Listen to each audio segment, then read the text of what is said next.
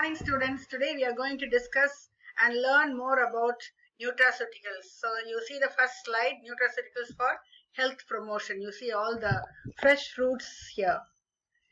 Now, to define nutraceuticals, they are bioactive components present in significant amounts in functional foods. What are functional foods? Functional foods are those that impart health benefits beyond the basic essential nutrients. As example, fish. What's the usual nutrient that you talk about when you say fish? You talk about protein, you talk about fats, but here we talk about the fatty acids omega 3 and omega 6. Oats. You usually call it as a cereal, and we say it's a rich source of carbohydrates. But now we are going to discuss more about the bioactive component nutraceutical called beta glucan. Then soybean and tomato. Nutraceuticals play a vital role in disease prevention and health promotion. Usually we take food which is useful for various processes like energy yielding, bodybuilding, regulation, etc. But here you find the same food having some other extra nutrient, extra component, which helps in preventing a particular disease and in promoting health. Now we shall see what are the various nutraceuticals. First of its kind is carotenoids. You can just see the slide and see all the colorful fruits and vegetables, orange, yellow colored, green colored fruits and vegetables. There is source of vitamin A. Then alpha carotene and beta carotene. The source of this nutraceutical is carrots, fruits and vegetables. The potential effect is to neutralize free radicals which causes damage to cells. Then the next one is lutein and zeaxanthin. The source is green vegetables. The potential effect is it reduces the risk of macular degeneration. That is something to do with the eye infection. Then next is lycopene, which is commonly present in all the tomato products, not in the raw tomato, but in the tomato products like ketchup and sauce, etc. The potential effect of this lycopene is to reduce the risk of prostate cancer. The next one is dietary fiber. I think you are all very familiar with it. You see all the whole grain bread and oats and other things that is source of the fiber and husk.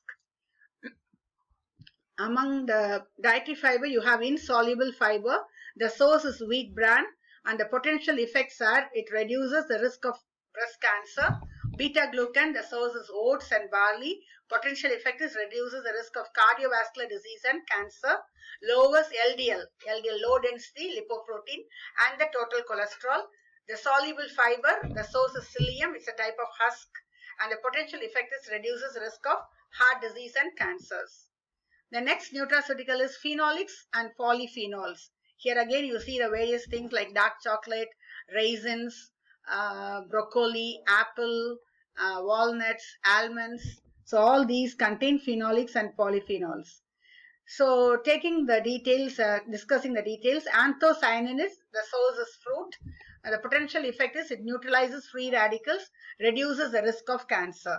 The next is catechins, which is an important nutraceutical present in green tea. The potential effect is it neutralizes free radicals and reduces the risk of cancer. Flavonoids, the source is citrus fruits. The potential effect is that neutralizes free radicals and reduces again the risk of cancer. Resveratrol, the source is grape wine, grape juice or red wine. The potential effect it reduces platelet aggregation. The next nutraceutical we are going to discuss is plant sterols. You see three types of grains in the slide. You can guess what are the things. That is wheat. In the middle you have the maize, and at the right side you have soybean. Stanol esters are the nutraceutical present in corn, soy and wheat. The potential effect is they lower blood cholesterol by inhibiting cholesterol absorption. Then you have soy phytoestrogens. Among that you have isoflavones, two things, diazine and genistein. The source is soybeans and soy-based foods. The potential effect is menopause symptoms like such as hot flush can be treated with this, and it also protects people against getting heart disease, cancers, etc. It lowers LDL and total cholesterol, and soy phytoestrogens enhances bone health. You will also know that mostly bone problem among women occurs especially after menopause because of the lack of estrogen.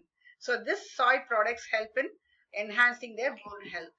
Then you have fatty acids. You see the various foods which are its source of these fatty acids. Omega-3 fatty acids source is salmon and other fish oils. The potential effect is that it improves the mental and visual functions. You also have conjugated linoleic acid, otherwise called CLA. The source is cheese and meat products. The potential effect will be to improve the body composition. It decreases the risk of cancer. Then next one, and the most important one I can say, it's probiotics and prebiotics. Fructooligosaccharides, FOS. The source is Jerusalem artichokes, shallots and onions. And the effect is it improves the quality of intestinal microflora, enhances the GI health. Already I have told you several times, the only live microorganisms that get into our system is probiotics.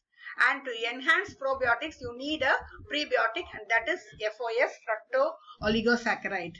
Lactobacillus is a probiotic. The source is yogurt and other dairy products. Potential effect is it improves the quality of intestinal microflora and gastrointestinal health. The next in line is limonene and health.